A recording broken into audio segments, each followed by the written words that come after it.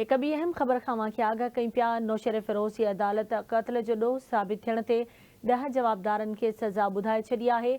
First additional session जज जी अदालत जवाबदारनि खे उमिरि क़ैद ऐं 3 लख रुपया ॾंड जी सज़ा ॿुधाई। जवाबदारनि में ग़ुलाम मुस्तफ़ा, राजा अज़ीज़, इम्तियाज़, लतीफ़, कुर्बान, ज़ाहिद, बख़्तियार, ख़ुदा बख़्श ऐं नादर शामिल आहिनि। पडीदन थाणे जी हद में जवाबदारनि 5 मार्च 2020 ते सुधीर राजपर नाले शख़्स खे क़त्ल कयो, जंहिंजो केस संदसि भेण मुस्मात सुग़रा दाख़िल करायो हो।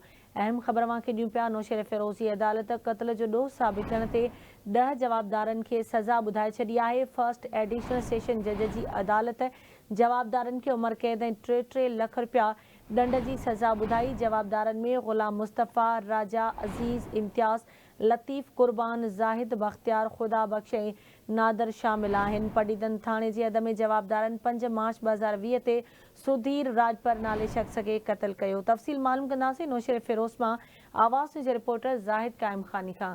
जी ज़ाहिद, कहिड़ा तफ़सील आहिनि, आगाह कजो।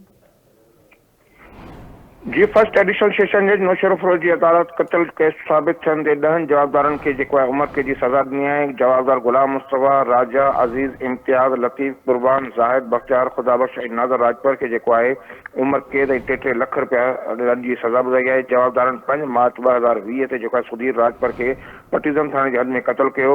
अहिड़ो केस मक़तूला जी भेण मुस्मात सुग़रा पारां दाख़िल कयो वियो। अॼु अदालत सगोरी हिन केस में फतवा जारी कंदे 10 जवाबदारनि उमिरि क़ैद ऐं 3 लख रुपया ॾंड जी सज़ा ॿुधाई आहे। साॻिए केस में जवाबदार बख़्तियार खे 10 साल क़ैद जी सज़ा ॿुधाई आहे ऐं हुनमें इल्ज़ाम आहे त हुन हिन क़त्ल केस में नाजाइज़ हथियार जो इस्तेमालु कयो, जंहिं करे केस अलॻि सज़ा ॾिनी वई आहे। जी ठीकु आहे, मुंहिंजी महिरबानी ज़ाहिद अपडेट करण लाइ।